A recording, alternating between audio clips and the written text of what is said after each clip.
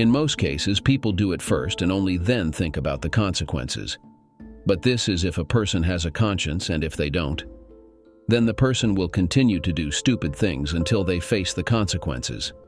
My wife thought she was the most cunning, but I turned out to be much more cunning. As my Jeep Cherokee cruised down the highway, each occupant lost in their own thoughts and activities. My two kids bickered over which movie to watch on the rear entertainment screen. They had their preferences settled. Beside me, my wife of 2 decades, Joyce, displayed a childlike demeanor, fretting and sulking, oblivious to much around her. Joyce, an average-looking woman, possessed no striking beauty, yet avoided being unattractive. Her light brown hair framed her face delicately, accentuating her blue eyes. Though her legs were slightly plump, they had always been a feature I admired. I had a penchant for fuller legs in women. In keeping with proportion, she also had a sizable posterior, which I found appealing despite her efforts to tone it down through exercise. Her upper body was less prominent, a trait I didn't particularly favor, but it didn't bother me either. I was enamored with every aspect of Joyce. Since I first laid eyes on her 21 years ago, when I was barely 20 and she was just 22, I knew she was the one I wanted to marry and spend my life with. I suppose batting 50% isn't terrible, but it's not exactly stellar either. Yes, I did marry her, but that day marked the end of our time together. As I mentioned, the kids were aware, but Joyce remained oblivious. We were en route to our beloved state park for a family picnic. It was our final day together before my son Brian embarked on his 2nd year of college and my daughter set off for a year abroad in Europe as a high school exchange student. Only God knew what arrangements we'd make for her living situation next year. Officially, I was departing on a business trip first thing in the morning, but truthfully, I was just leaving. In the back seat, the kids had chosen a movie and settled down as we merged onto the freeway for the nearly 2-hour journey to the park. Picnics at this park had always been Joyce's favorite pastime. She cherished the opportunity to gather our family away from the hustle and bustle of our busy lives and simply enjoy each other's company in a serene, natural setting. In recent years, I suspected she enjoyed the park even more because I never drove my prized Mustang there. Firstly, because I didn't want to subject the low-slung car's undercarriage to the dirt roads and risk rust and corrosion. And, secondly, because the car's back seat was too small for either of our kids to comfortably fit in. Joyce harbored envy towards the car from the day of its purchase. Initially, she likened it to being my 3rd child, but later, she began likening it to my 2nd wife, complaining about its dominance in my life. I would jest with her, claiming I needed another spouse due to her frequent absences engrossed in her causes and charity endeavors. As we drove out of the city, I glanced at her expression in the front seat. Surprisingly, her agitation had subsided, replaced by a sense of tranquility. I adjusted the stereo, tuning into a Fleetwood Mac track. Though initially uncertain of the song, the distinctive rhythm section immediately gave it away. A testament to Mick Fleetwood's dynamic drumming synced with John McVie's steadfast bass. Years prior, I had dabbled in heavy metal bands as a guitarist, having been coerced into classical piano by my parents for its discipline. Music had become an integral aspect of my life, guiding me through the years. Even now, I couldn't commence my daily run without my iPod, its tunes influencing my mood and decisions. Sometimes music seemed to mirror my emotions as if prophetic, much like the song playing in that moment. The song Little Lies, though not among my favorites, felt strangely fitting. Joyce reached to change the station just as Christine McVie started singing. "If I could manipulate time, I'd rearrange just a day or two," she crooned. "No, keep it on," I instructed Joyce. Close my eyes," echoed Stevie Nicks and Lindsey Buckingham as backing vocalists. But I couldn't find a way. "So I'll settle for One Day to Believe in You," Christine sang again, mirroring our exact situation. Tell me lies," poured through the speakers. So resonant it felt like they were right there in the car singing to us. In the rearview mirror, my daughter's gaze met mine. I could sense she grasped the weight of the song's message. As she returned her attention to her movie, and Joyce stared out of the window at the passing scenery, I pondered the song's significance to me, to us. I'd always cherished Joyce with all my heart. She wasn't conventionally beautiful even when we first met. It was her personality and positive demeanor that drew me to her as much as anything else. Our shared experiences had forged a bond so strong I believed there was no one else in the world I'd ever want to be with. That is, until 2 weeks ago when I discovered Joyce was unfaithful. As Christine sang about reshaping a day or two, I found myself in complete agreement. If I could rewind time, the 2 days I'd alter would be the one when Joyce first met Matt Blake, and perhaps the initial instant she slept with him. Yet, akin to the song, I couldn't find a means to do so. Thus, I'm granting Joyce one day, one final day with the family she professes to love, one more day with the husband she's betraying. I'm affording her one picturesque last glimpse of perfection. A cheerful family picnic in her cherished spot, before circumstances dismantle everything we've painstakingly built over 20 damn years, and I forge ahead with my life. She reaches across and clasps my hand as I drive. "I love you, Bill," she says, smiling. Sometimes I may lose sight of that, but never doubt it for a moment. In the rearview mirror, my daughter emits a contemptuous snort. I'm uncertain if it's a reaction to something in the movie she's watching or her mother's words. In that moment, I can't help but think, damn, talk about little white lies. I suppose it's because you both are always so consumed with school, work, and other commitments.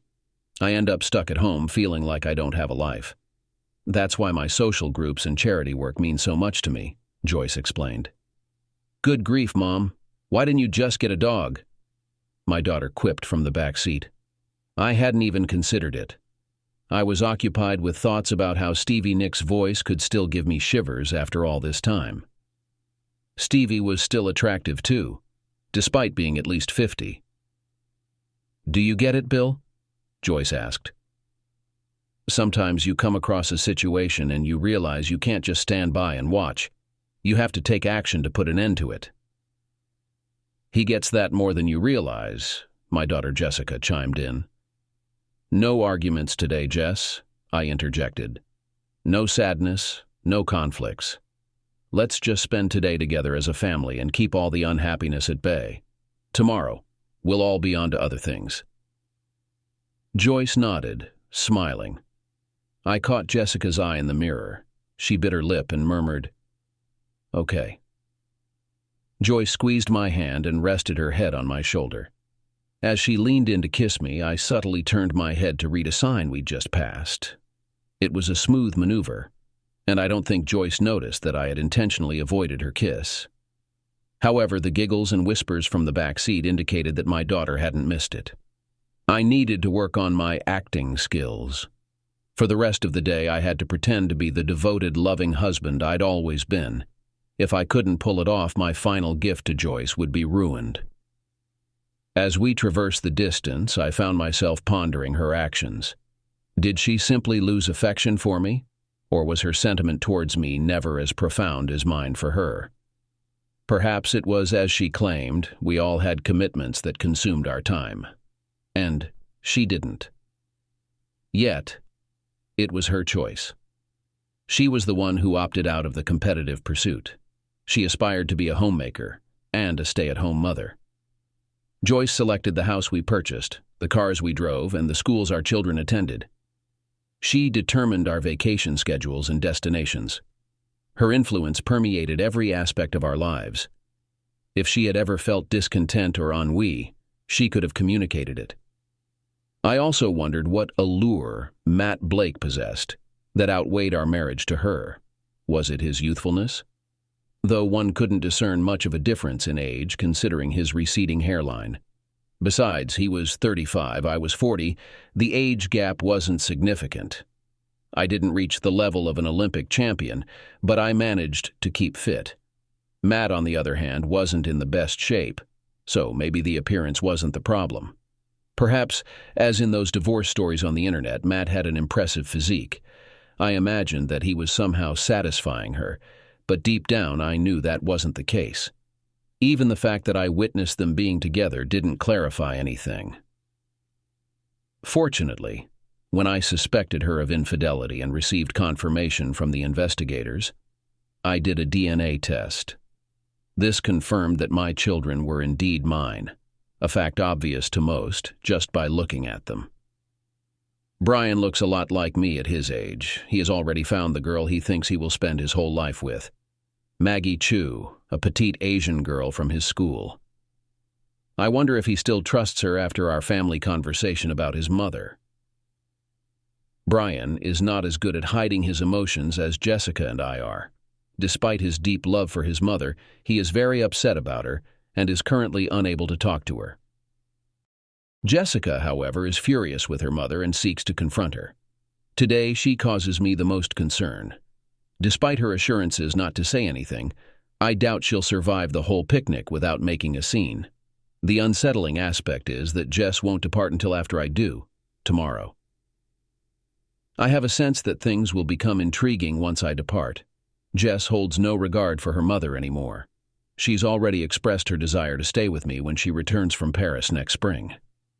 I've assured her of her always being welcome, but given she'll only be 17, it's likely the judge will decide that during the divorce. Divorce. The mere mention stings. It's curious how a 7-letter word arranged just so can dismantle your entire world, causing deeper and longer-lasting pain than any physical blow. As we enter the park, I stop at the booth to pay the entry fee. Maybe we should invest in one of those license plates for park access, suggests Joyce. I didn't anticipate us visiting here much with the kids gone, I respond. This place means a lot to us, Joyce insists. We'll come whenever we can, just like always. Just us two? I ask skeptically when. Absolutely, Tessa. She smiles rare. I can't imagine anyone else I'd rather be here with. Even as her words spill from her deceitful lips, I hear Stevie Nicks' hauntingly beautiful voice singing, "Tell Me Lies." A short while later, we were all busy unloading provisions, blankets, and other necessities for the day. "Jess, don't place the blanket too close to the grill," I shouted. "Okay, Daddy," she replied cheerfully. "I only put it there for Mom. She said she was cold." "No, sweetheart, I didn't," Joyce interjected. "You must be remembering another time we were here." By then, Jessica was close to me, and only I caught her murmured words. "It's more like I was getting you accustomed to the weather in hell, you witch," Jessica muttered under her breath. I turned to look at her. For the first time, I began to comprehend the toll this breakup was taking on my children. I had been devastated, but my kids were suffering too. Brian had Maggie to confide in and lean on emotionally. However, Joyce's actions had strained their relationship as well. He had started to trust her less and become more suspicious of her whereabouts. Then, there was Jess. My little angel was evidently struggling with anger issues. I knew I had to coordinate with her program director to arrange therapy for her and maintain closer contact myself. Additionally, I needed to move out of the apartment I had planned to rent and into a house as soon as possible. "Hey, Dad, ready to head to the lake and see who can throw a rock the farthest?" Brian asked. It was a yearly family tradition. He used to win every year until he turned 16, and I stopped letting him. Over the past few years, he had been getting closer to matching my throws. Maybe this would be the year he finally beat me. Honestly, I wasn't feeling it. "Maybe later, champ," I replied. "Let's start the grill and get some food cooking first." He grinned and agreed, then reached for his phone, attempting to call Maggie. "Dad, there's no signal here," he said angrily. I chuckled. "Brian, let's race to the lake," Jessica called out, already sprinting before her brother realized they were racing. With them gone, I faced the moment I had been dreading all day. Joyce had spread a blanket on the grass and motioned for me to join her.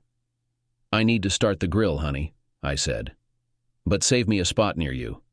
I've been looking forward to that. All day," I added. My acting skills were improving. Joyce wasn't the only one who could tell white lies. The ensuing sequence, although quite juvenile, turned out to be one of my most impressive acts. Joyce sent me a kiss, which I caught in my left hand, and gracefully spun around. Emerging from the spin, I raised my right hand as if I had captured the kiss there and delicately placed it on my face. Without detection, I discarded the hand that actually caught the pretend kiss towards the ground as though tossing it away, and then stepped on it. Joyce remained oblivious to the deception and grinned. "I wonder what you'd do with a real kiss," she teased. "We'll have to wait and see," I replied. Damn, these little fibs were starting to become infectious. "I'm off to find some wildflowers," she smiled. "Have something cooking for me when I return. And if you see Jess, send her my way. She loves picking flowers, too." I nodded as she began to walk away, but then she glanced back at the last moment. "Bill, I'm so glad you insisted I come today. There's nowhere else I'd rather be right now. We need to spend more time together. We all get caught up in things that aren't nearly as important as being together. Maybe we've begun to take each other for granted because we've always been together and we know we always will be. But from now on, let's make an effort to do things together like we used to." With that, she walked off with a smile in search of her flowers. It was the most endearing falsehood I'd ever heard.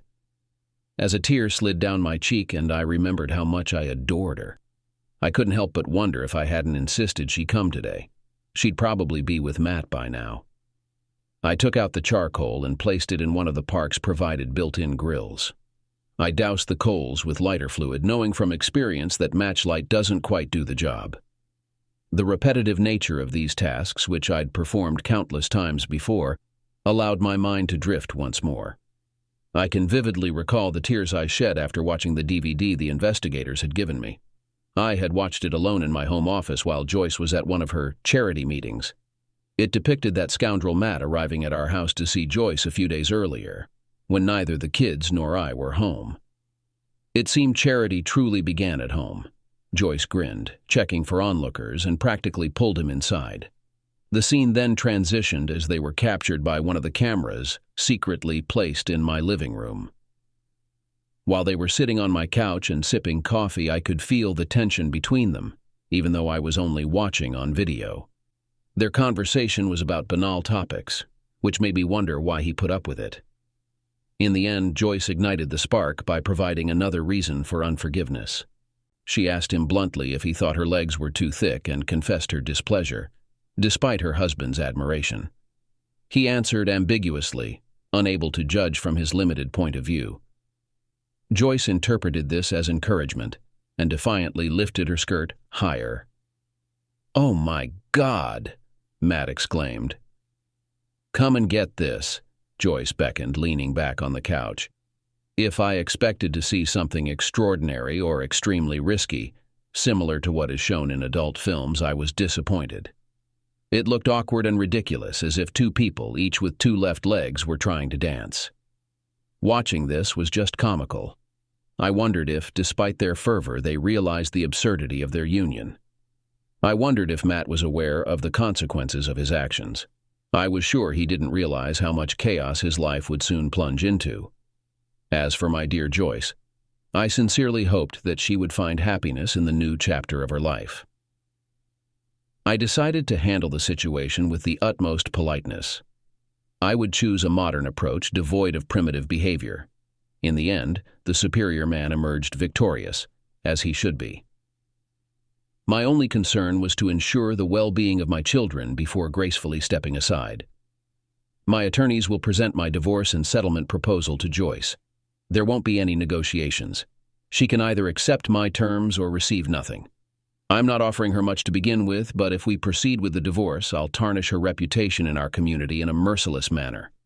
I'll ruin her standing to the point where she'll be ostracized from all her social circles and activities. Neither the children nor I will be affected, as Brian will be back in school halfway across the country, and Jessica will be in Paris.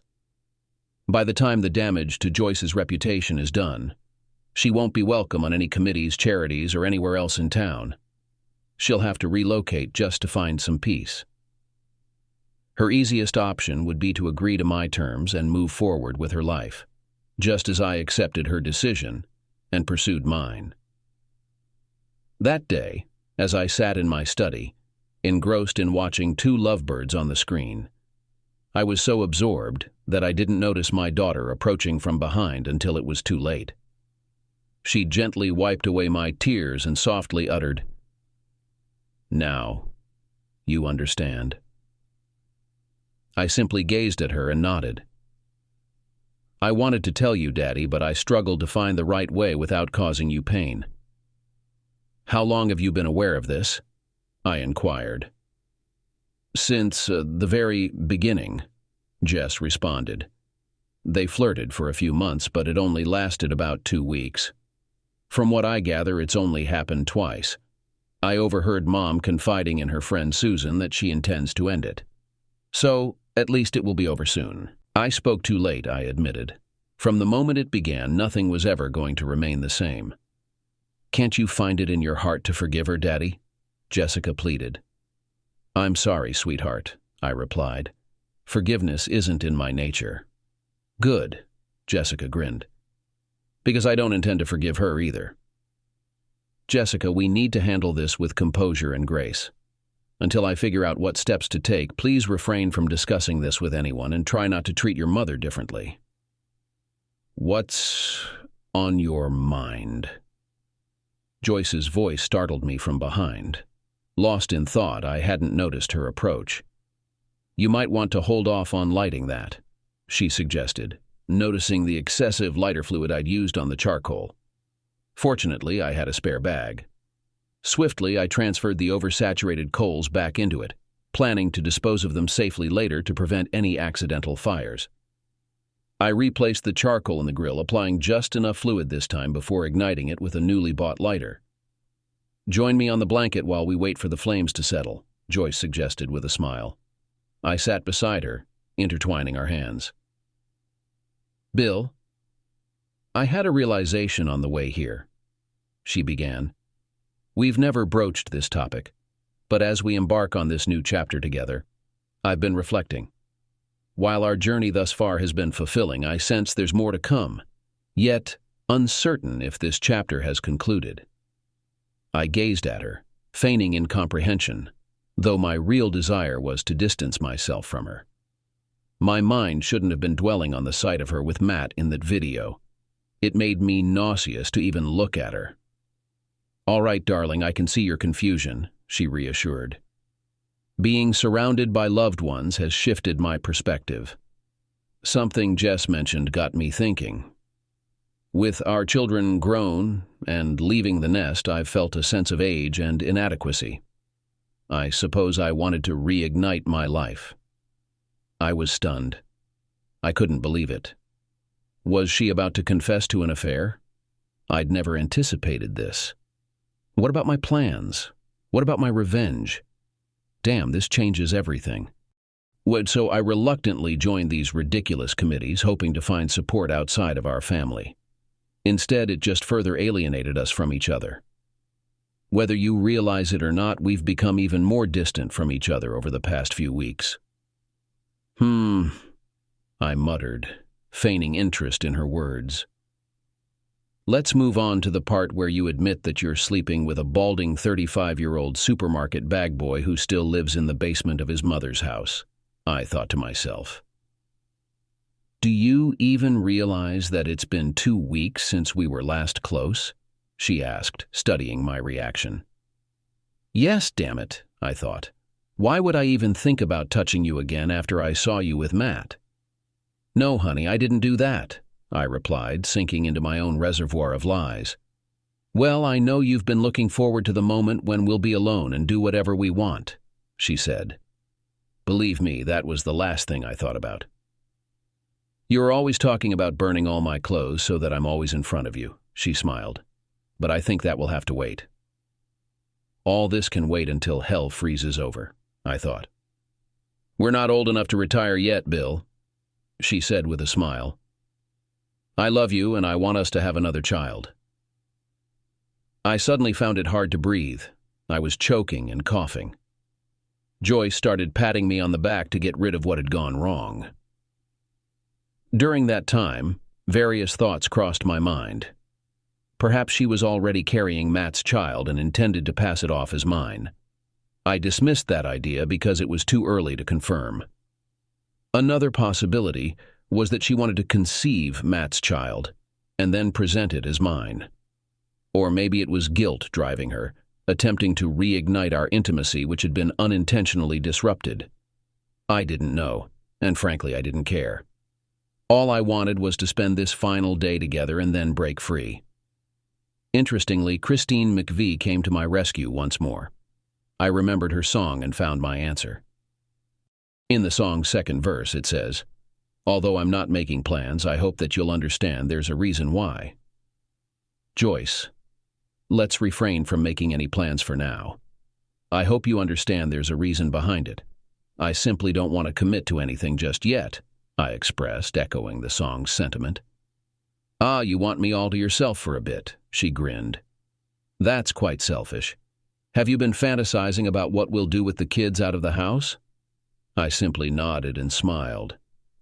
However, my thoughts were far from innocent. They revolved around 2 pikes in my backyard, with her and Matt's heads facing each other as they decayed.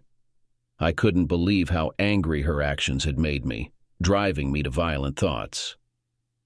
As the song suggests, we're better off apart, let's give it a try. Recently, Joyce appeared to elicit only negative reactions from me.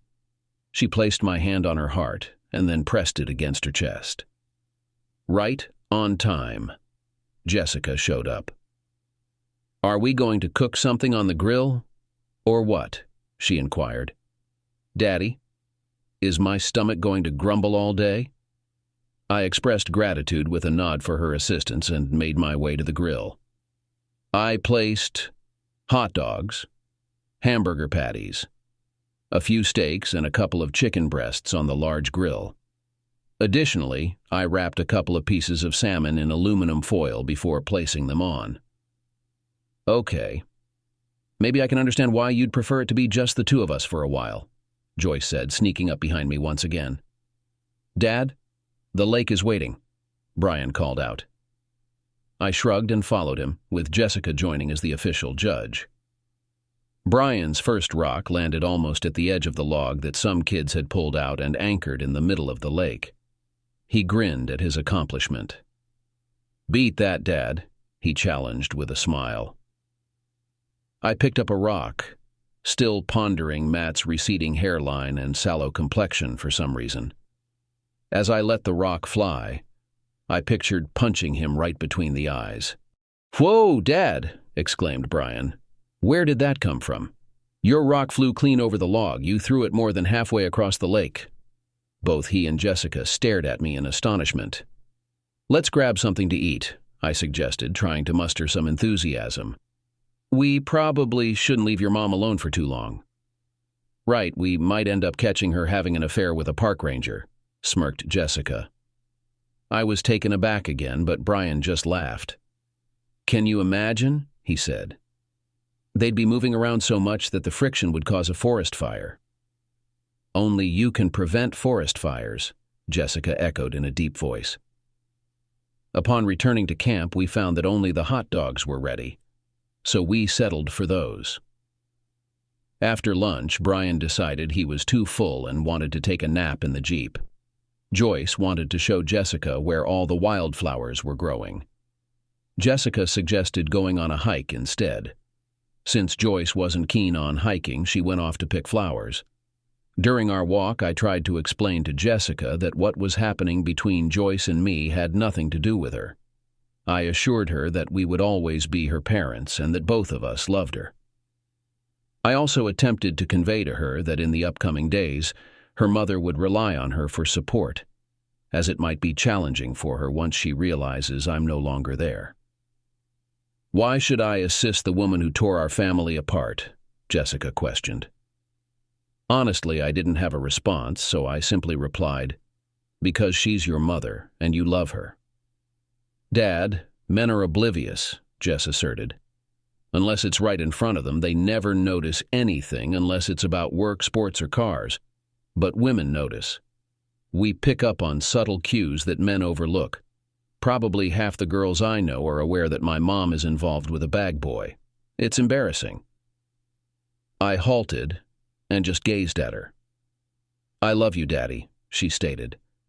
"In the spring when I return from school and during my Christmas break, I'm coming to stay with you." The remainder of the afternoon flew by. We engaged in various family-friendly activities like playing catch with a frisbee and cloud-gazing to spot familiar shapes. We indulged in plenty of food and joined Joyce in admiring her cherished wildflowers. Exhausted from our flower expedition, we returned to camp for dinner, only for my son to almost unintentionally spoil the moment. "It's hard to believe we won't do this again," Brian remarked. "We'll definitely do it again," Joyce reassured, while Brian, Jess, and I looked on in surprise. "I meant," Brian began, attempting to backtrack. "I understand what you meant, dear," Joyce interjected. "Perhaps next time you'll bring Maggie along, and maybe Jessica will have someone too. Eventually, you and Maggie might bring my first grandchild. But our tradition of coming here will remain. Our family will just keep growing." "So maybe it'll be even better," Brian agreed, visibly relieved he hadn't revealed too much. Joyce leaned in to kiss me, unaware of the disapproving glance Jessica shot her brother. I've lost count of how many times I've kissed Joyce over the years we've been together. But there was something distinct about this kiss. It felt like some of the sorrow in Brian's words had prompted her to invest more in it than ever before, as though she believed our entire relationship depended on that one kiss. "Have you considered my proposal?" she asked. The hopefulness in her eyes almost made me forget how angry I was with her. They say eyes are the windows to the soul. In that moment, when I looked into Joyce's eyes, I saw the love in them. For a split second, I entertained the idea of sleeping with Joyce one last time. Who knows, maybe she would have gotten what she wanted. But then I realized that if she did get pregnant, I couldn't walk away from my child. Plus, I couldn't bear the thought of her raising one of my children in Matt's mother's basement. As we loaded up the Jeep, darkness began to descend. We were all yawning as we set off on the long journey back home. The journey would be even longer because we had to drop Brian off at the airport. He had a red-eye flight back to college to spend an extra day with Maggie before classes started. Maggie had returned to school earlier in the afternoon, and I don't think she knew he was coming. I believe Brian intended to visit their apartment in the middle of the night to check on her, to confirm her presence and ascertain whether she was alone. Damn Joyce for interfering in our children's lives with her infidelity. Her actions have harmed numerous lives due to her insecurity and boredom. None of us will ever be unaffected. The entire family is shattered and scarred. I sincerely hope Matt was worth it. "Are you all right to drive, dear?" she inquired. "I'll manage," I replied. I have much to ponder. "Oh?" she queried. "Have we reached a decision?" I was initially preoccupied with other thoughts, but I concluded that telling one more small sweet untruth wouldn't do any harm. I aimed to maximize her happiness on our last day together.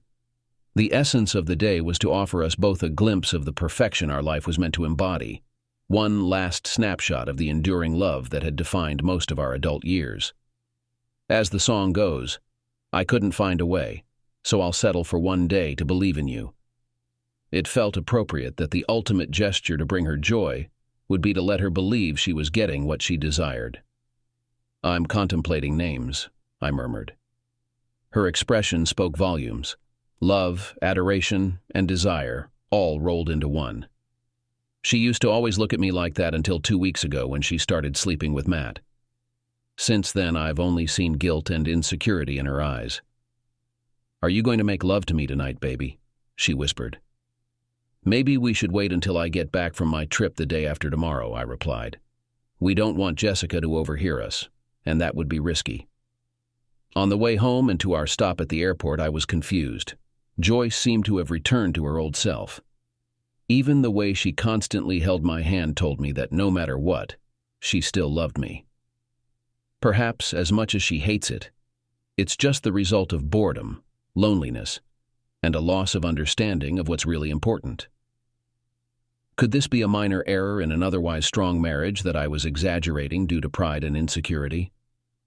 I really needed to assess my emotions about the situation.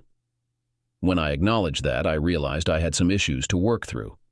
Most men, including myself, don't make decisions based solely on emotions like women often do. We tend to react instinctively and then analyze things logically. My initial instinct was to confront Joyce and Matt aggressively. Upon reflection, I concluded that if Joyce got away with this behavior once, she might try it again in the future. Both my instinct and logical reasoning indicated it was time to move on, despite what my emotions were telling me. I didn't want to be at the mercy of her emotions for the rest of my life. Life's too short not to enjoy oneself. At the airport, Joyce and Jess were both asleep as I escorted Brian out. Despite already providing him with a debit card for expenses, I discreetly slipped him some cash. Before parting, I embraced him once more. "Dad, remember to email me as soon as you find out which office you'll be transferring to," Brian reminded me. "Jess and I are both hoping for Hawaii. Oh, and I'm bringing Maggie for Christmas. We'll likely be at her parents' for Thanksgiving. That should give you enough time to get the new place in order," he added. "But keep me posted. The idea of Thanksgiving on the beach sounds fantastic." "What if your mom and I are still together?" I inquired. Brian gave me a skeptical glance. "Then it'll probably be a pretty awkward Christmas, with you wondering if she's receiving gifts from her boyfriend, or constantly checking the table to see if she's invited him. And the worst part would be worrying if she's trying to hook up with Santa Claus through the chimney. I love you, Dad. Just do what's best for you. We've got your back no matter what," he assured, affectionately patting Jessica's head and giving her a light kiss. "Don't let her know I did that," he grinned, then made his way to the terminal, no longer just my son, but a grown man in his own right. I returned to the car and drove home. Joyce, half asleep, reached for my hand, while Jess softly snored in the back. Even in her sleep, Joyce sought my touch. "Love you, Billy," she murmured, only adding to my confusion.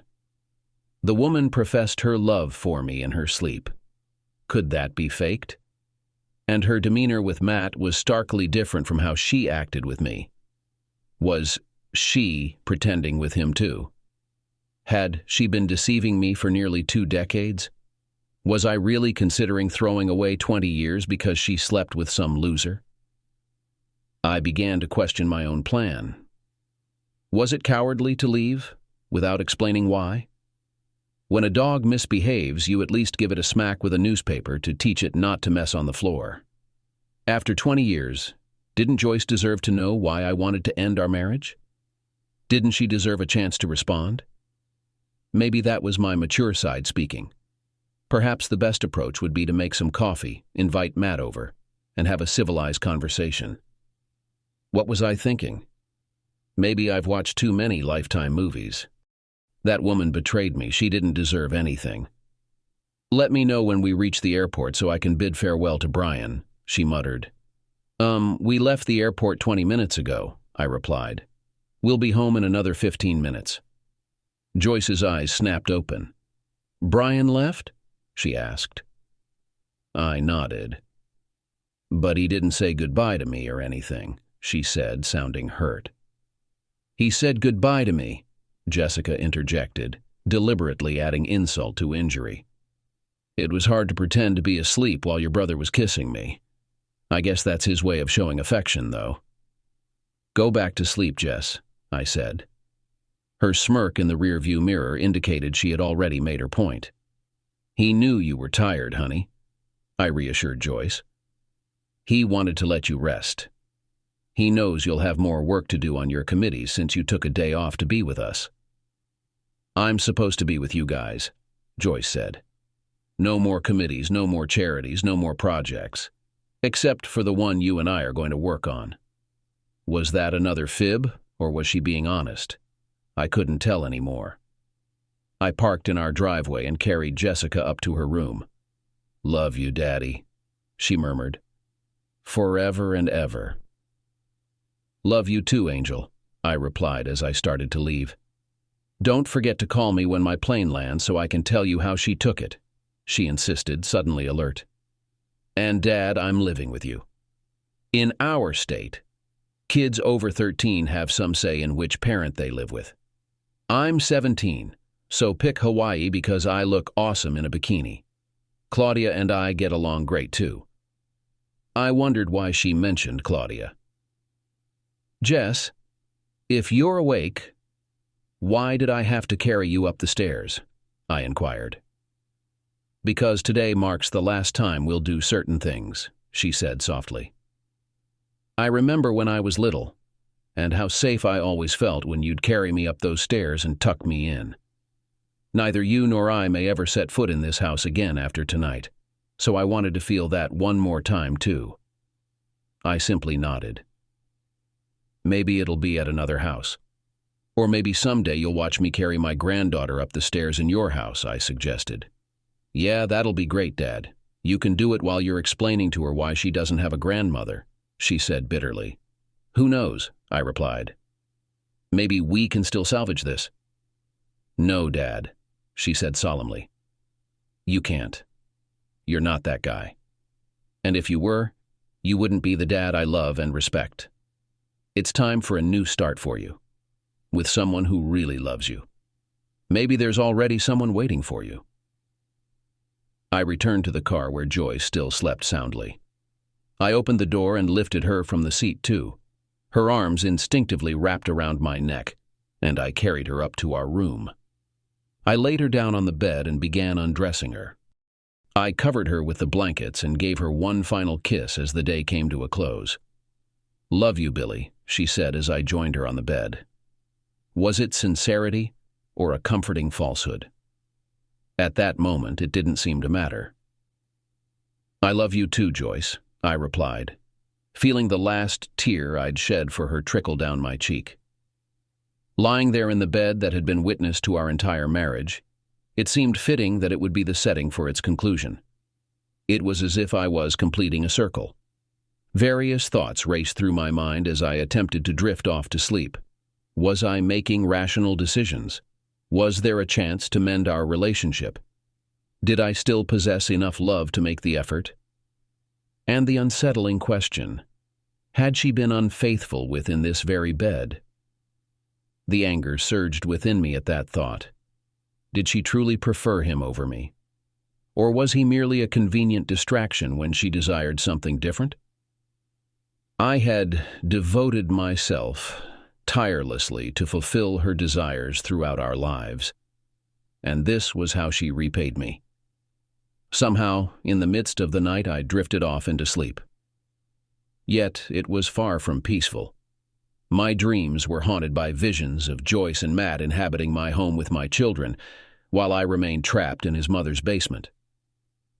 Before sunrise, I showered, dressed, and packed my suitcase with all my toiletries and personal belongings. Quietly, I walked down the hallway and hugged my daughter goodbye. "Love you, Daddy," she murmured, her eyes struggling to stay open. "The adventure begins," she smiled. "See you in a couple of months or maybe sooner. Say hi to Claudia for me." In about 3 hours, Jessica would be heading to the airport herself. Then Joyce would be alone for the first time in her life. I hoped that ultimately Matt would make her happy. The surprises I had arranged for them would be the perfect tests for their love, I thought with a chuckle. I climbed into my Mustang and glanced back at the house once as I started the powerful engine. Part of me felt sadness. The end of my marriage represented a kind of failure. Yet, on the other hand, I looked forward to what the future held for me. On the way to the airport, I called the office. I expected to leave a message for my ex-assistant, Claudia, but I couldn't access her voicemail. I dialed the switchboard number. Surprisingly, I didn't reach voicemail. Instead, I heard a real live human voice. Ellen Magnuson, our switchboard operator and receptionist, picked up the call, though her presence in the office at 6 a.m. surprised me. "I'm here every morning at this hour," she said. "Ellen, I need to leave a message for Claudia Denton," I said. "Claudia no longer works here," Ellen replied. "She transferred out yesterday." "Where did she transfer to?" I inquired. "I don't have that information," Ellen said. I was taken aback. Claudia had been like a second wife to me for the past decade. I had hired her straight out of college, and she had become the perfect assistant. I felt terrible for treating her so poorly. I suppose I had been more preoccupied with my split from Joyce than I'd realized. I decided to wait a few days, find out where she had gone, and then reach out to her. Having made my decision, I headed to the transport company I had contracted with.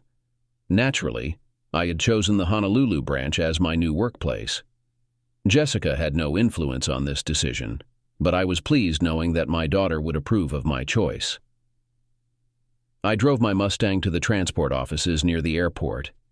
They would transport the car to the coast and then ferry it over to the island for me. The car was scheduled to arrive about a day after my own arrival. From the transport office, I took a shuttle bus to the airport. After checking in, I settled in the terminal, waiting for my flight. After about 15 minutes, a woman took a seat beside me. Without looking up from my magazine, I noticed her delightful scent. It was both pleasant and familiar. Her legs were slender and well-shaped.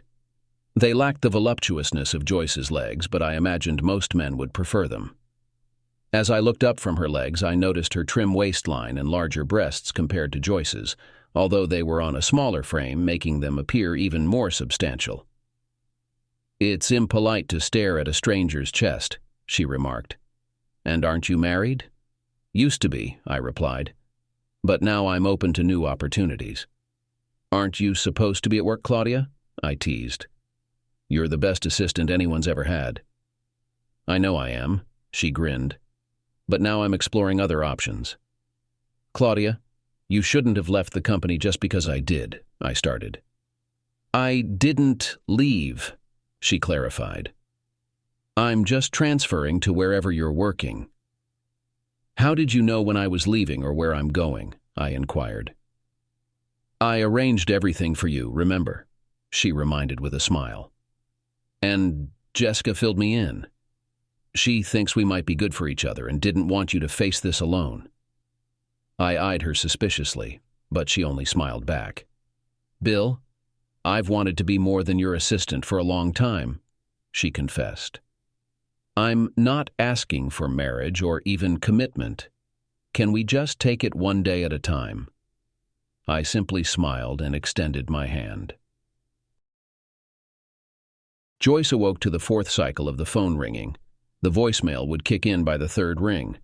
Whoever was calling this early in the morning was eager to speak with someone. She couldn't understand why Bill hadn't picked up. He should be awake since he had to catch a flight soon. She had been immersed in a delightful dream about the things she planned to do with Bill when he returned home. It was astonishing that she had managed to keep her affair with Matt a secret from Bill. She had everything she wanted: a husband who provided for her and maintained their lifestyle, and a younger man who adored her. Life was good. Perhaps too good. "Hello?" she snapped into the phone. "Joyce, it's me, Matt. I won't be able to make it today. Maybe not any day." He slurred over the phone. He sounded drunk. Why would he be intoxicated this early in the morning? She realized she might as well get it over with. Joyce had decided the day before to end things with Matt. There was no future for her with him. She loved Bill with all her heart, especially after the picnic yesterday made her realize that. With another baby on the way, she no longer needed the distraction that Matt provided. He had only ever been a midlife crisis fling. Perhaps in the future she would have another one as long as she was cautious and Bill remained oblivious. "I love you, Joyce," he uttered, his voice trembling as if on the verge of tears. "Are you crying, Matt?" she inquired. Oh, great, she thought. Just what I need. This jerk is trying to complicate things further as I attempt to end things with him. That really annoys me. Some people are too ignorant to recognize when a relationship is over. They mess things up and then expect to cling on to you indefinitely, believing everything will just carry on because they want it to. He needs to accept reality and move forward. It's done. Joyce. It hurts so much, he whimpered. What hurts, Matt? She asked, masking her irritation with politeness. Are you unwell? Did you injure yourself? Joyce was relieved that her husband wasn't as whiny as this. What had she ever seen in Matt? He wasn't attractive, he wasn't physically fit, he wasn't intelligent or successful. He lacked ambition and still lived with his mother for goodness sake. Plus, he was terrible in bed. She had only chosen him because she knew no one would suspect her of having any romantic interest in him. The experience was awkward and unfulfilling. Yesterday, she intended to spend the whole day teaching him how to satisfy his desires, as her husband did. Joyce, we have a problem, he muttered indistinctly. I love you, but I can't handle it. It's not worth it. My mom will be furious. Matt, Joyce replied calmly, although she didn't like that a man his age was still afraid of his mother. You know that love was not part of our agreement. We're only talking about intimacy. Stop lying, Joyce, Matt shouted. You feel it too when we're together, but it's still not worth it. What are you talking about, you fool? Snapped Joyce, losing her patience. I went to work this morning for the early shift at the supermarket, thinking I could earn some extra cash by helping unload the trucks, Matt explained. I plan to use that extra money to buy you a gift, Joyce, to express my love for you. But when I arrived, they directed me to the manager's office, Matt sniffled. He informed me about the company's policy against employees socializing with customers, especially those who are married, and said they had to let me go to avoid potential legal issues. I lost my job, Joyce. I've been working there since high school, and they just fired me like that, he continued, his voice breaking. As I rode my bicycle home, I couldn't shake the feeling that someone might have discovered our relationship and was trying to cause trouble. I had just passed the alley behind the store and was starting to pedal faster, when suddenly, a large teenager emerged and slapped me so hard that I fell off my bike. When I woke up, he was gone along with my bike. As I began my walk home, 2 large men ambushed me, leaving me badly beaten. Throughout the assault, they repeatedly chastised me for getting involved with a married woman, insisting I should have known better.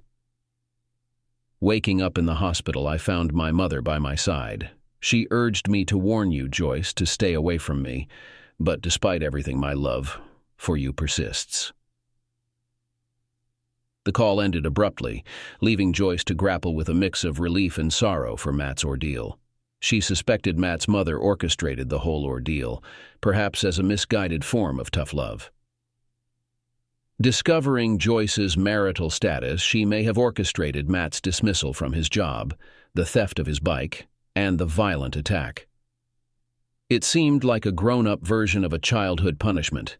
Instead of quitting a sports team, losing his job, instead of taking away a toy, losing his bike, and too old for a spanking, getting beaten by thugs. Perhaps it was for the best. With her heart set on the man who truly mattered, there was no space for Matt in Joyce's life anyway. She made the decision to prepare breakfast, considering whether she should personally drive Jessica to the airport. Jessica had expressed her desire to assert her independence by taking a taxi, but Joyce felt they needed some quality time together. There had been a sense of tension between them at the picnic the day before, prompting Joyce to want to mend their relationship.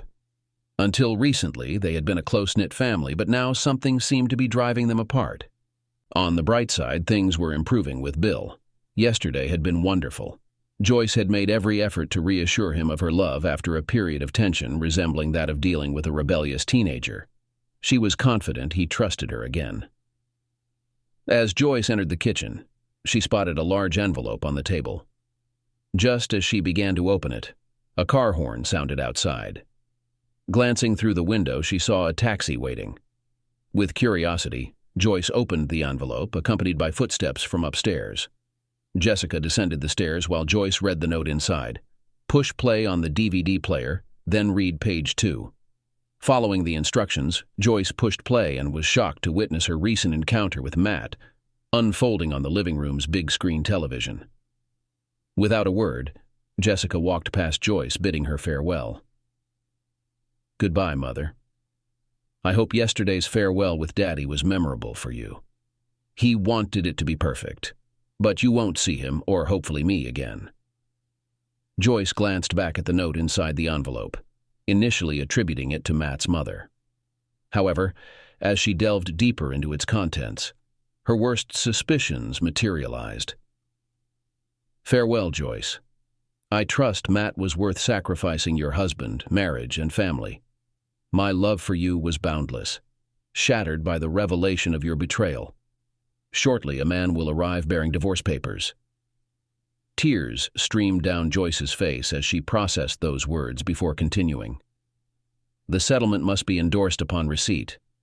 Compliance will lead to an uncontested divorce, citing irreconcilable differences. Legal representation will reach out regarding Jess's custody for the remaining 6 months until she reaches 18. You'll be granted 25% of our assets, including the house now on the market. 30 days remain for you to find alternative accommodation.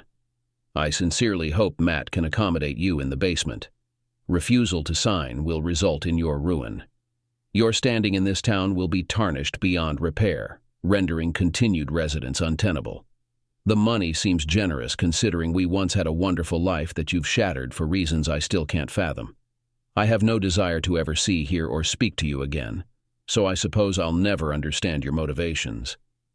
Honestly, it doesn't matter to me anymore. Yesterday was significant to me and I was deeply conflicted. I pondered extensively whether we could overcome this. In my mind, I might have been able to move past the infidelity. Joyce, I've never stopped loving you, even to this day.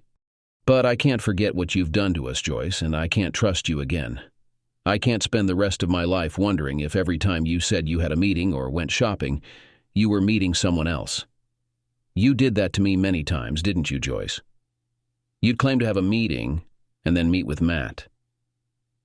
You may not have been close to him until recently, but you still lied to me, looked into my eyes, kissed me on the cheek, and lied to me. In the end, it wasn't a lack of love or my inability to forgive you that led to our downfall, Joyce. It was the lies. All those sweet little lies. After reading the letter, Joyce felt a part of her die inside. She never anticipated or desired any of this. Her affair had started out of sheer boredom. All she ever wanted in life was to be a wife and mother. Meeting Bill in college seemed to fulfill her dreams. The issue was that as she grew older, it felt like life had passed her by. The recent years had been particularly challenging. Her children were almost fully grown. Brian was already an adult, and Jessica was so close to adulthood that it made no difference. They no longer depended on her. Bill was engrossed in his career, and though he had made decisions to prioritize family time by minimizing work-related travel, he was still away from home every weekday. At work, he even had Claudia, that woman, to attend to his needs. Claudia was so competent that Joyce never needed to assist Bill with anything work-related. Over time, Joyce became envious of Claudia, to the extent that she stopped inviting her to any social gatherings or events. Claudia's youth and attractiveness only fueled Joyce's jealousy further. Joyce was particularly annoyed when she attended one of the company dinners and overheard someone inquire about the marital status of Bill and Claudia. "They do make a good pair," remarked one person. "And they collaborate seamlessly and seem to get along famously," chimed in another. This sparked suspicions in Joyce about whether her husband was involved with Claudia. Observing the way Claudia looked at Bill, Joyce was convinced that given the chance she would pursue him. To get to the bottom of things, Joyce hired a private investigator.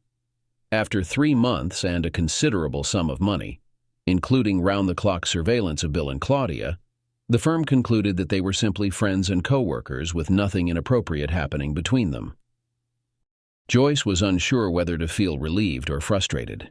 She had depleted a significant portion of the inheritance her father had left her to confirm her husband's fidelity. What troubled her most was that she had always known deep down that Bill would never betray her. His love for her and their children was too strong to jeopardize their family. Yet, she sometimes questioned why he loved her so deeply. Joyce, though intelligent, recognized that she didn't fit the conventional image of what men desire. Her figure was average, with small breasts and a slightly ample rear, and her thick legs required custom-made boots. But Bill seemed to cherish these aspects of her. Suddenly, Joyce realized she hadn't gotten away with anything. Bill had suspected her affair almost from the start, and she had been too foolish to notice. She was at a loss for what to do.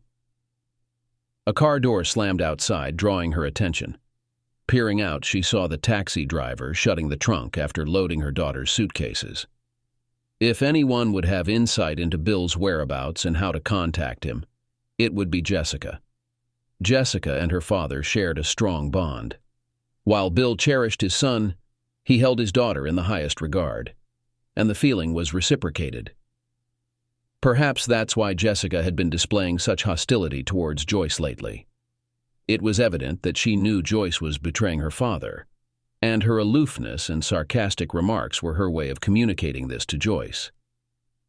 "Jessica, please wait," Joyce screamed after her daughter, who was just entering the cab. Jessica turned to face her mother and simply raised one finger, the middle one on her right hand. Then she entered the cab and shut the door. As the cab drove off, Joyce chased after it down the street, clad only in her robe. She stepped on a sharp rock and cut her foot. She hobbled back towards her house, almost reaching her driveway when a piercing whistle erupted from one of the neighboring homes. It was the unsettling old man from across the street, signaling and waving at her. Too distressed to feel embarrassed, she disregarded him and continued limping to her front door, only to discover it had locked itself upon closing. Now stranded outside, nearly unclothed, she felt a wave of despair wash over her, as her world seemed to crumble. Sitting on the steps, she tried to compose herself and devise a plan. Unable to call her husband Bill for help, he was away on business, though she began to doubt the validity of that claim. She pondered if he'd actually abandoned her, perhaps aware of her infidelity. Equally unable to reach her children for assistance, with Brian having departed for school and her daughter seemingly distant, she realized her son likely knew of her transgressions and harbored resentment towards her as well. Joyce felt a tingling sensation at the base of her skull. Glancing down, she noticed she was sitting with her legs spread apart. Across the street, a glimmer caught her eye from a neighboring house. Recalling the presence of the old voyeur who had whistled at her before, she realized he likely had his telescope aimed her way, indulging in a voyeuristic thrill. Reacting swiftly, she closed her legs and rose to her feet. A plan formed in her mind. Perhaps the back door of her house was open. However, reaching it meant surmounting the 6-foot privacy fence, a feat she couldn't manage alone. Drawing her robe tighter, she attempted to hoist herself up by grasping the fence, but her arms lacked the strength. Desperation led her to enlist the aid of a large plastic trash can nearby. Though it provided some height, it wasn't quite enough. Determined, she improvised by turning the can's lid upside down, gaining a few extra inches. With effort, she managed to hoist one leg over the fence. Suddenly, a derogatory comment pierced the air from behind her. Turning, Joyce spotted the old man seated on the curb, observing her through a video camera. Despite the humiliation, she pressed on, too committed to her escape to retreat now. She managed to hoist her leg completely over the top of the fence and onto the other side, then landed heavily on the ground beyond. Making her way up onto the deck, she gripped the handle of the sliding patio door.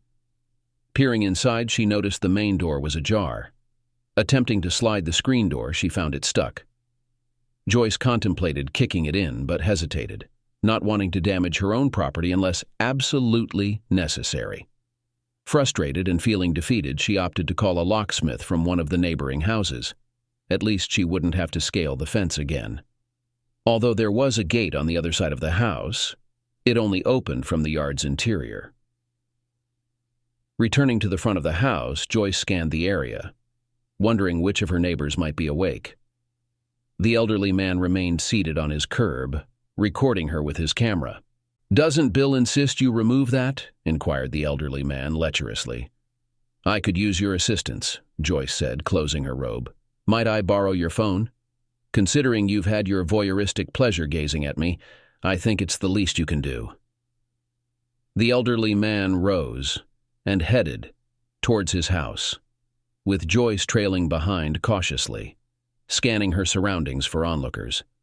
"The phone is over there," the elderly man pointed out. Joyce located the phone book beneath the table supporting the phone, picked it up, and flipped it open. The elderly man shut the book, prompting Joyce to gaze at him with surprise. "What?" she began. "You mentioned that using the phone was contingent upon me being allowed to see certain parts of your body outside," he inquired. Joyce nodded, curious about the old man's intentions. "Sure, you can use the phone, but the phone book will cost you extra," he said with a smile. "How am I supposed to find a locksmith without the phone book?" Joyce asked. "Not my concern," the old man replied. "We made a deal." "What do you want?" Joyce asked, feeling exasperated. "Drop the robe," he said, smirking. With tears welling up, Joyce reluctantly let her robe fall.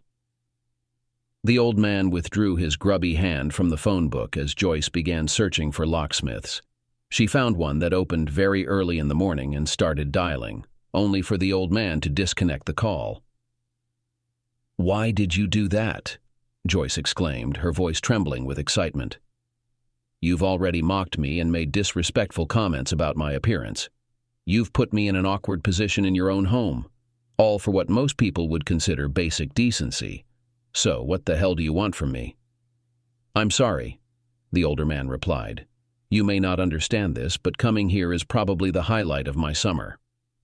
I don't come across women very often, except on TV or in adult films, and this novelty wears off quickly. Believe it or not, I was married once. It was a good marriage until I betrayed her trust and cheated on her with my secretary. I loved my wife, but she was pretty ordinary.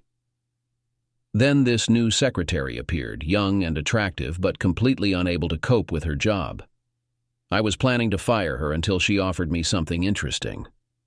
At that moment, I was feeling euphoric, but on reflection, I realized that I was the only one who was benefiting, and it wasn't as great as I thought. Unlike my wife, she did not take an active part and did not get any pleasure from it. To tell the truth, it wasn't very pleasant. It was just a fantasy that I created in my mind, that I was with another woman. However, she agreed to let me be intimate with her whenever I wanted, provided she could keep her job. It seemed like a good solution to me. At first glance, it seemed like a dream scenario. However, the very next day, when I began to enjoy our new agreement, my wife unexpectedly came into my office with lunch. Her heart broke when she saw what was happening. No matter what I said or did, she refused to take me back. I realized that I would never be able to find another woman who would make me feel like her. Despite all my efforts, I couldn't get her back. A few years later, I found out that she had married someone else and had a child. I ruined what could have been a wonderful life because I believed there was something better somewhere else. It didn't happen, but it's just one of those deceptions that life presents to you. This is a common thing. Even with the secretary I was dating. She had 3 children and a husband who regularly bullied her. When my wife filed for divorce, she included her secretary in it. When the secretary's husband found out about this, he became very angry and went to prison. Without his income, she lost her home and children. No one came forward. The older man looked at Joyce. There were tears in his eyes, and he gently wiped them away. "Let me ask you a question," he said. Joyce nodded. "What is the opposite of good?" he asked. "Bad," Joyce replied. "No," the old man corrected him. "It is better not what is good, but on the contrary. I had a good life, and like many others, I ruined everything trying to make it better. I suppose you reminded me so much of my wife that I momentarily lost control. I didn't consider how my actions might affect you, only how much I enjoyed your company. When you started crying, I realized I needed to stop and simply give you this," he explained, extending a key to Joyce. "What's this for?" she inquired. "It's the key to your house. Your husband gave it to me so I could take care of your plants and collect your mail while you two were away," he clarified.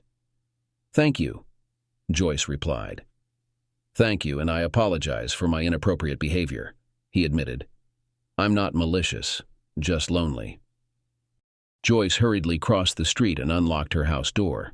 Once indoors, she dialed Bill's cell phone, only to reach his voicemail. She hesitated, unsure of what to say. She realized she wouldn't have many opportunities to express her remorse to him. Deciding to leave a message later, after pondering her words, she moved on. Learning about the elderly man's plight deeply affected her. Her own situation mirrored his closely. She once had a fulfilling marriage with a man who adored her, reciprocating his love. Yet she grew restless. Instead of communicating with Bill to resolve their issues, she made a grave mistake, potentially losing the affection of her children's father and their respect. If she agreed to Bill's settlement, she'd be financially secure for a while. Their house, valued at over $300,000, would provide a cushion.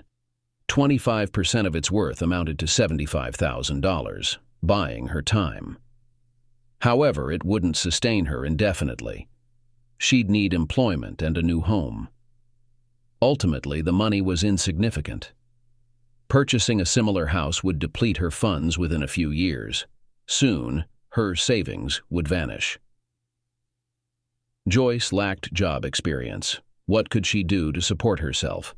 Her entire existence seemed to spiral downward for naught. She needed to figure out a way to earn Bill's forgiveness. It was imperative. When the doorbell rang, she rose to answer it. "Joyce Williams?" inquired a young woman holding a briefcase. "Yes," responded Joyce, curious about the purpose of the visit. "You've been served," declared the young woman. "What?" exclaimed Joyce. "This is too soon. I'm not prepared. I haven't made up my mind yet. I expected a man." "I'm here to deliver these documents for your signature," stated the young woman, appearing uninterested. Contemplating her actions and the harm she had caused, Joyce realized the potential repercussions if Bill decided to publicly shame her. Faced with no other choice, she signed the papers. After closing the door, she collapsed at her table, overwhelmed with sorrow, and wept profusely. 2 days and 4,563 miles away, Claudia emerged from the bathroom in their hotel. Approaching the table, she gently massaged Bill's shoulder as he wept over what the foolish woman had discarded. "It'll improve, honey," she assured him. "It'll just take time." She uttered these words to offer solace, though she acknowledged that for most people, moving on from their first marriage or losing the other parent to their children was a hurdle that never truly faded. There were too many bonds that remained unbroken. Perhaps she and Bill would eventually build a wonderful life together, even have children of their own. But Joyce would always be a part of him. So telling him that things would get better was likely a falsehood. But it was a small falsehood, meant to ease his pain. On December 24th, Joyce trudges through the snow-covered streets of her old neighborhood. Former neighbors and friends no longer acknowledge her presence as she passes by. Even her once close next-door neighbors, who used to be her and Bill's tightest companions, now ignore her and focus on hanging their Christmas decorations. Joyce is no longer the person she once was. Friendships that took years to cultivate have disintegrated in a matter of weeks. Despite Bill keeping his promise and not disclosing her actions, Matt's mother spread the story of Joyce's alleged seduction of her son, labeling her as a temptress. The gossip quickly spread, turning Joyce into a social outcast. The only individuals seeking her company are sleazy, unattractive men looking for a fleeting encounter. Seeking solace, Joyce knocks on the door of her only remaining friend. The once lonely and embittered old man welcomes her inside. Misery loves company, doesn't it, Joyce? he remarks. "I thought you were going to spend the holidays with your kids." "I had hoped they would want to, Dan," she replies, her voice tinged with bitterness and suppressed anger. In just 3 months, Joyce has transformed into someone unrecognizable from the woman who betrayed Bill. "My son Brian is an adult now. He can make his own decisions. He and his fiancée opted to spend the holidays with his father in Hawaii, away from the snow and cold. He seems to relish the idea of celebrating Christmas on the beach. Now he has an entire ocean to skip stones with his father." And Jessica inflicted the deepest wound. As part of our divorce proceedings, the court mandated that we alternate holidays annually. So this year, I had Thanksgiving while Bill had Christmas. Additionally, she requested to share some of the holidays with her brother and Maggie. Consequently, she's spending New Year's Day with Brian and Maggie. "Well, what's the issue with that?" inquired Dan. "The problem is, she obtained permission to fly back home for Thanksgiving despite France not celebrating it. She arrived Wednesday night and stayed with me. However, she retired to bed immediately upon arrival, leaving little room for conversation. Thursday morning, she woke up late, citing jet lag, and ate Thanksgiving dinner with me before taking a taxi back to the airport. She's attending school in France, Joyce. You should be grateful she made the effort to come home, remarked Dan. That's precisely the point, Joyce retorted. That girl doesn't care about me in the slightest. She was only here because the court mandated her presence for Thanksgiving. Her school had granted her a week off, and instead of returning to Paris, she flew to Hawaii for the remainder of the week. She has a 10-day break for Christmas, and her classes resume on January 3rd. Yet she's been here for 2 days already and hasn't even bothered to pick up the phone and call me. The only way I know where she is and what she's doing is because I called Brian and talked to Maggie. Brian wouldn't tell me what was happening, but apparently he forgot to instruct Maggie not to inform me. I felt really hurt when she mentioned that they would have the entire family together again for the first time since Thanksgiving. They all waited and had Thanksgiving dinner on Friday when Jess arrived after leaving me. They even recorded all the football games on the DVR and watched them together. I've attempted, but they exclude me from everything. I even attempted to invite Bill to Thanksgiving dinner. I imagined him sitting alone in some bachelor apartment, reminiscing about the good times we all shared during the holidays. Instead, Maggie told me about how good Claudia looks in a bikini. They had their turkey on a deck behind the house that Bill bought for them to live in. Apparently, Claudia, besides having a great figure, is also a skilled cook. I must be psychic. I always suspected that woman was after Bill. That's why I had investigators follow them, but they never met, and they never would have if I hadn't just handed him over to her. I sent Bill a Christmas present just to let him know that I'm still here and still thinking about him. It was returned unopened, with a big nasty green sticker on top of it that read, "Packages from this address not accepted." I phoned Bill on his mobile to get Jessica's number for discussing matters related to her since we share custody. It's odd they call it joint custody when she got to decide where to live, opting for his place. He declined child support, initially seeming considerate, but really to avoid discussing matters with me. His actions seem aimed at avoiding any communication with me. I only have court-ordered visits with Jessica. During these visits, we barely interact. She stays in her room, sleeps, then rushes off to the airport. When I called Bill's phone, it rang multiple times before Claudia, his assistant, answered. I was certain Bill handed her the phone. I could hear Christmas music and laughter in the background, indicating they were having a good time. I asked Claudia if she still worked for Bill, and she replied she wouldn't work for anyone else, doing anything and everything he wants. I was on the verge of tears. Opting to take the high road, I inquired if they had received the gift I sent to Bill. She claimed it must have been lost in the mail, though it seemed she told a white lie to spare my feelings. Realizing I was on speakerphone, I asked if I could speak to Jessica. I overheard Jessica whispering, "No." Feeling exposed, I set aside my pride and asked if I could fly over and join them for Christmas to deliver their gifts. She didn't respond directly, just passed the phone to Jessica. My daughter came on the line. I expressed my disappointment in not hearing from her for almost a month since Thanksgiving. She explained she had been busy with school. When I asked what she wanted for Christmas, she said, "Nothing." Hard to believe, right? She assured me that all she needed was for me to continue being the best mom I could be. Then she added insult to injury, saying her dad and stepmom would handle everything else. Bill hasn't tied the knot with Claudia yet, but they live together, and she's already more of a mother figure to my daughter than I'm allowed to be. Even my mom blames me. She always disapproved of my actions. She suggested I must have been going through a rough patch, maybe a midlife crisis, hormonal imbalance, or temporary insanity. "Bill loves you," she insisted. "Just give him time." Time is slipping away, and my husband has moved forward with his life, leaving me behind. My mother blames me for not being able to see her grandchildren. Then Claudia did something unimaginably awful. She arranged for my mother to fly down to Hawaii for Christmas, knowing Bill's parents were there for Thanksgiving. So when Maggie said the whole family would be there, she meant it. I have a gut feeling that my husband still loves me deep down. That's why he hasn't married Claudia yet and doesn't have any plans to.